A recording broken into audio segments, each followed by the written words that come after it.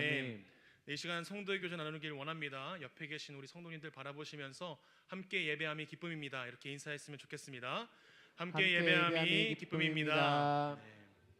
금요일 저녁 이 자리에 모여서 한 분 하나님을 찬양하고 또 기도하며 말씀 앞에 나아갈 수 있음이 진정한 기쁨이 되는 줄 믿습니다.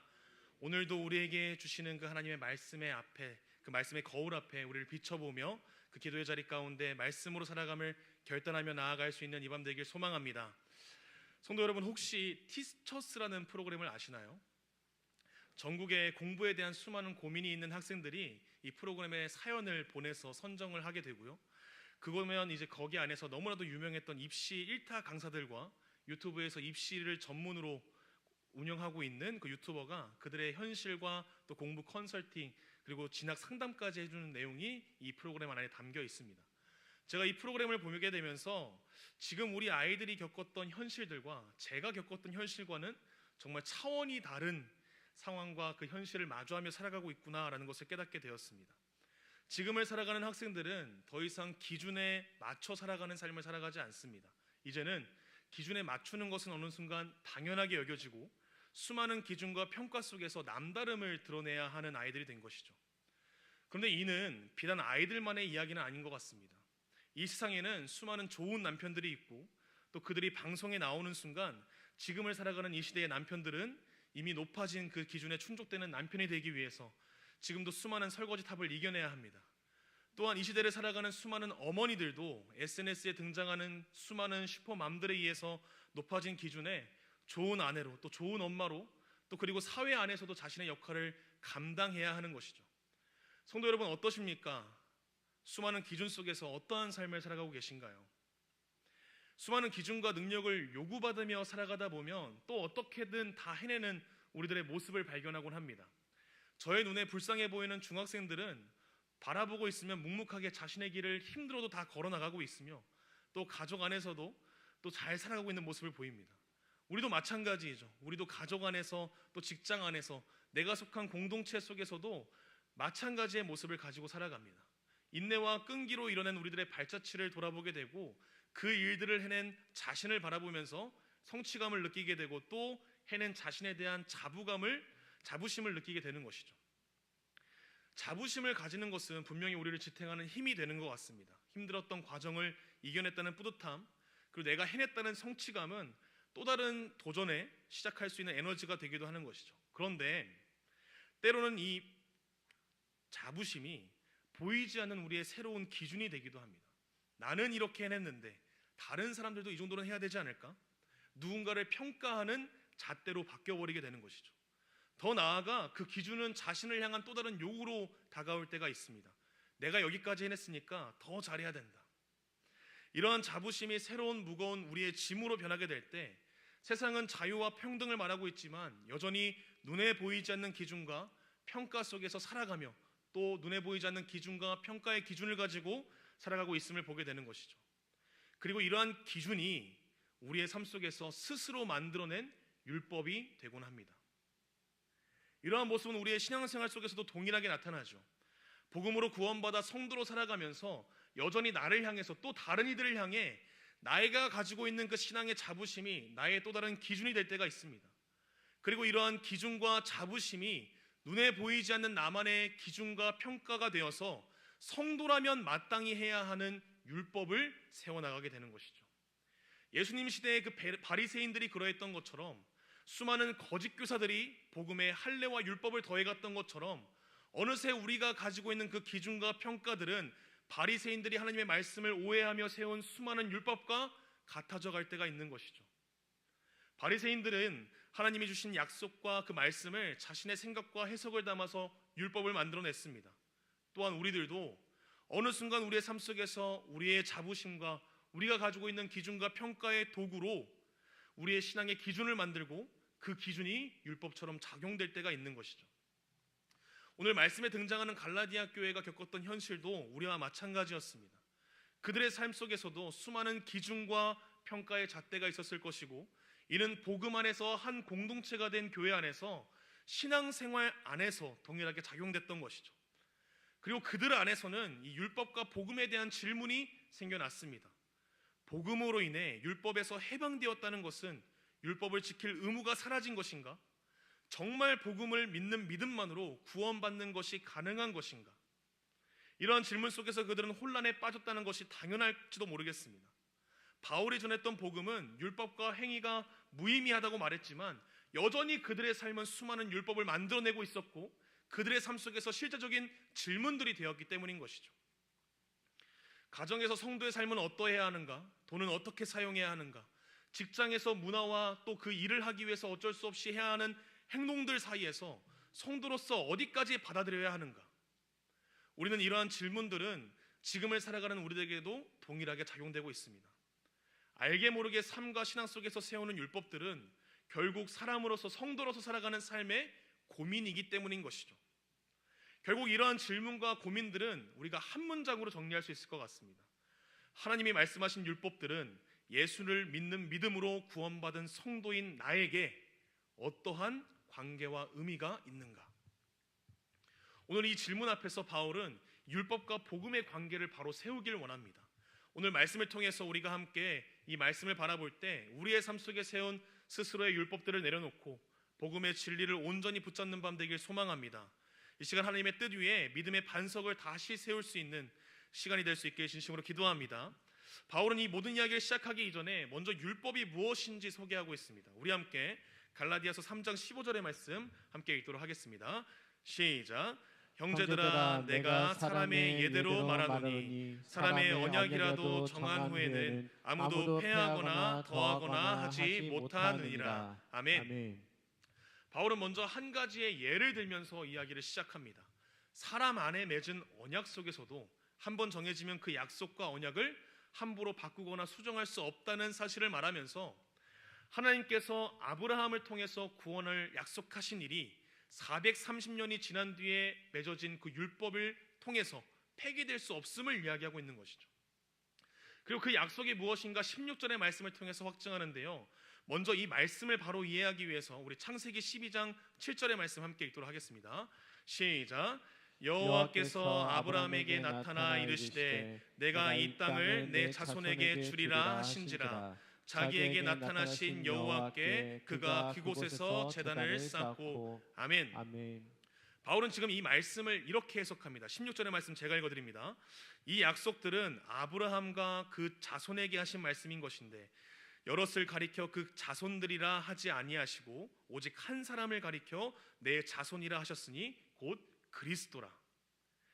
하나님께서 아브라함에게 약속을 주실 때 그 땅을 내 자손들이 아닌 오직 한 사람을 통해서 주어지게 된다고 가리키고 있다고 말을 하고 있습니다. 그리고 그 자손을 그리스도라고 소개하고 있는 것이죠.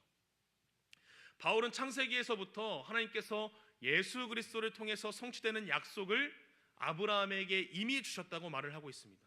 이를 통해서 바울은 되게 중요한 사실을 말하고 있는데요. 아브라함을 통해 약속하신 그 복은 율법의 성취가 아닌 예수 그리스도가 이 땅에서 이루신 그 십자가의 사랑과 부활의 성취를 통해서만 주어진다는 사실입니다. 그러기에 18절의 말씀을 통해서 이렇게 이야기하는 것이죠. 제가 읽어드립니다. 만일 그 유업이 율법에서 난 것이면 약속에서 난 것이 아니리라. 그러나 하나님이 약속으로 말미암아 아브라함에게 주신 것이라. 아멘. 하나님의 아브라함에게 허락하신 유업은 율법을 통해서 난 것이 아니라고 말합니다. 그렇다면 약속은 무엇일까요? 창세기 15장의 말씀을 보면 아브라함에게 복을 약속하시는 그 하나님이 등장합니다. 하나님의 약속을 믿어지지 않는 상황 속에서 아브라함에게 씨를 주실 것이고 아브라함의 자손이 하늘의 뭇별과 같이 많을 것이다라고 말씀을 하시는 것이죠. 그런데 그 앞에서 아브라함이 이렇게 이야기합니다. 우리 창세기 15장 8절 말씀 함께 읽도록 하겠습니다. 시작. 그가 이르되 주 여호와여 내가 이 땅을 소유로 받을 것을 무엇으로 알리이까. 아멘. 하나님께서 3년 된 암소와 그리고 암염소와 순양과 산비둘기와 집비둘기를 가져오게 하시고 그 중간을 쪼개고 그 사이를 걸어다닐 수 있는 길을 만드십니다. 아브라함이 환상 중에 연기나는 화로를 보게 되고 타는 횃불이 고기 사이로 지나가는 것을 보게 되죠. 그리고 이 방식을 통해서 하나님께서는 아브라함과 언약을 맺으십니다. 이 방식은 아브라함 시대의 언약을 체결하는 방식이었는데요. 쪼갠 고기 사이로 서로가 지나가서 계약을 어길 경우에는 목숨으로 갚겠다는 상징적인 행위가 담겨 있던 것이 이 행위였습니다. 그런데 이 언약의 행위를 하나님께서 홀로 행하십니다. 그리고 아브라함과 언약을 맺으시는 것이죠. 이러한 행위를 통해서 하나님께서는 이 모든 약속은 아브라함에게 어떠한 요구사항도 없음을 보여주십니다. 오직 하나님이 아브라함에게 복을 내리실 것과 그의 방패와 지극히 큰 상급이 되실 것임을 약속하고 있는 것이죠.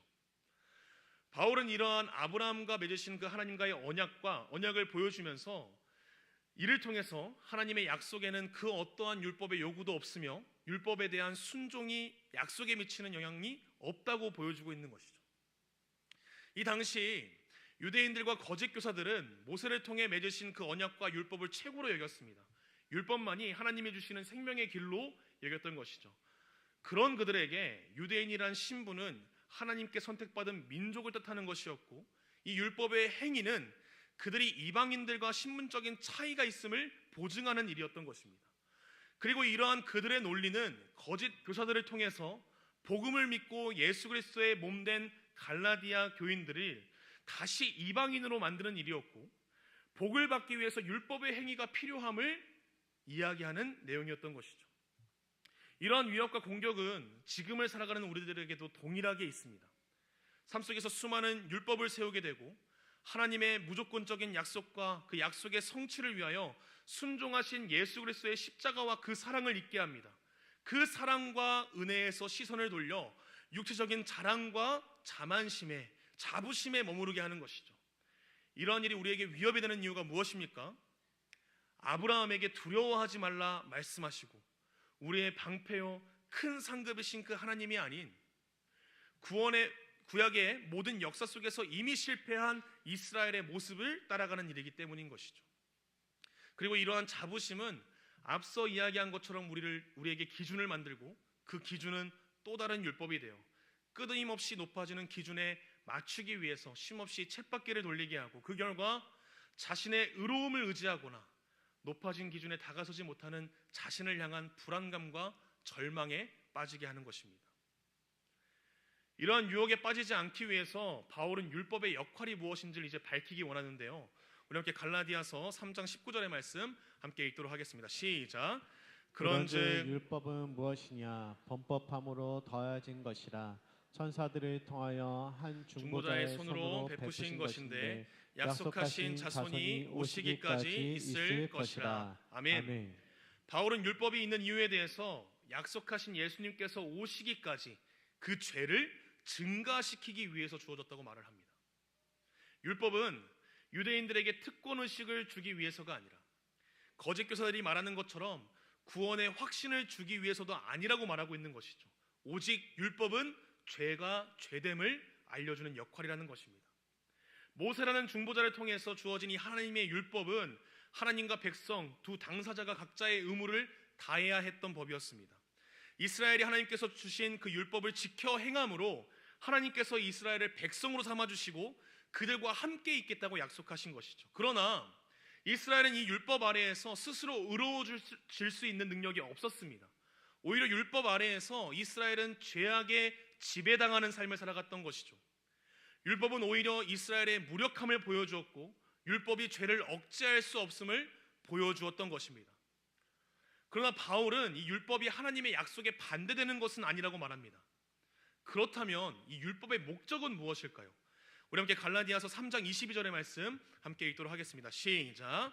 그러나 성경이 모든 것을 죄 아래에 가두었으니 이는 예수 그리스도를 믿음으로 말미암는 약속을 믿는 자들에게 주려 함이라. 아멘. 바울은 지금 22절의 말씀을 통해서 우리에게 이렇게 말합니다. 성경은 모두를 죄 아래에 가두었으며 이를 통해서 하나님의 기업은 예수 그리스도를 믿는 자들에게, 하나님의 약속을 믿는 자들에게 주어진다는 것이죠. 율법은 우리를 의롭게도 할 수 없고 우리의 능력으로 지킬 수도 없습니다.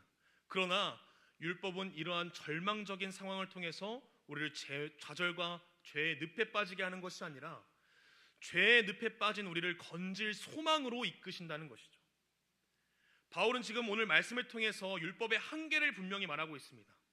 하나님 앞에 스스로 인정받으려 하는 삶은 스스로 자신의 가치를 인정받으려고 하는 수많은 기준과 법칙은 스스로를 죄 아래 가두어 절망하게 한다는 사실이죠. 그러나 하나님께서는 그 한계 속에서 우리를 두시지 않는다고 말씀하시는 것이죠. 그곳에서 유일한 소망과 이미 창세전부터 계획했던 그 하나님의 약속을 바라보게 하신다고 말씀하고 있는 것입니다. 그를 통해서 율법의 요구와 기준 속에서 살아가는 것이 아니라 하나님의 한없는 사랑 안에서 살아가게 하신다고 말씀하고 있는 것입니다. 저희 딸이 이제 어린이집을 다니고 있습니다. 처음에 이제 어린이집을 방문해서 한두 시간 놀다 오는데 너무나도 잘 놀고 잘 적응하는 모습을 보면서 우리 딸은 좀 다르구나, 다른 아이들과 다르게 좀 특출나구나 생각했는데 아니나 다를까 다른 아이들과 똑같았습니다. 아침에 일어나자마자 엉엉 울면서 어린이집 가기 싫다고 막 울고, 옷을 입히려고 하면 발로 차고 드러눕고 소리를 지르고, 겨우 진정시켜서 안아서 데리고 나가면 그 어린이집 차가 보이는 순간부터 엉엉 울면서 집을 짜내는데 정말 매일 아침을 정말 전쟁처럼 보내게 된 것이죠. 감사하게도 한 달 정도 지나니까 이제 다행히 적응을 맞춰서 이제 웃으면서 옷을 입히고 선생님을 부르면서 막 달려나가는 감격스러운 순간을 맞이했는데, 한 가지의 사건이 일어났습니다. 어린이집에서 아이들과 같이 활동을 한다고 바람을 넣어서 입히는 공룡 옷을 입고 아이들 앞에 등장을 했나 봐요. 근데 저희 지한이가 그것을 보고 소리를 지르면서 버들버들 떨면서 울면서 도망갔다는 겁니다. 그날부터 다시 전쟁이 시작되었습니다. 아침에 일어나자마자 아빠 공룡이 무섭다는 이야기로 시작해서 차에 타는 그 순간까지 울음을 멈추지 않는 거예요. 또다시 이 지옥을 반복하면서 얼마나 끔찍했는지 모릅니다. 이 지옥을 다시 반복하지 않게 하려고 이제 번개맨을 좋아하는 아이여서 번개 파워를 외쳐가면서 아빠 공룡을 내쫓기를 반복하고, 꼭 껴안고 위로를 해주면서 지한이가 너무 힘들면 안 가도 되니까 걱정하지 말라는 마음에 없는 소리를 해가면서 시간을 막 보내게 된 것이죠. 그런데 어느 날 이 아이가 아침에 일어나더니 울지 않고 신나게 다시 노래를 부르는 겁니다. 옷을 입고 어린이집에 가게 된 것이죠. 갑자기 왜 이런 심경의 변화를 맞이했는지 너무 궁금해서 물어봤습니다. 그러니까 이렇게 이야기하는 거예요. 지한이는 이쁜 지한이니까 엉엉 울지 않고 어린이집 선생님 만나고 버스 타고 갈 거야. 이 말을 들으면서 얼마나 감동했는지 모릅니다. 제가 지한이는 아빠의 선물이고 보물이고 행복이라고 계속 이야기해주고 그 투정을 받아주는 순간을 반복했더니 자기는 이쁜 지한이기 때문에 엉엉 울지 않겠다고 말해주는 것이었죠. 이 아이를 보면서 제가 느꼈던 것은 부모의 강요가 아니라 계속해서 보내줬던 끊임없는 사랑을 지한이가 스스로 깨닫고 그 사랑에 스스로 행동하기로 결심한 아이를 보게 되었습니다. 이 사건을 통해서 어렵지만 깊게 깨달은 사실이 하나 있습니다. 아이를 변화시키는 것은 부모의 사랑이라는 것이죠. 부모의 사랑은 아이의 마음을 변화시킬 수 있는 힘을 가지고 있고, 마음을 변화시켜서 행동을 하게 하는 힘이 있다는 것입니다. 사랑하는 성도 여러분, 하나님의 사랑 또한 이와 동일한 줄 믿습니다. 하나님의 사랑과 그리스도의 복음의 은혜는 율법에 사로잡힌 마음을 변화시키는 힘이 있고, 그 마음의 변화는 우리의 삶 속에 변혁을 일으키는 힘이 있다는 것이죠.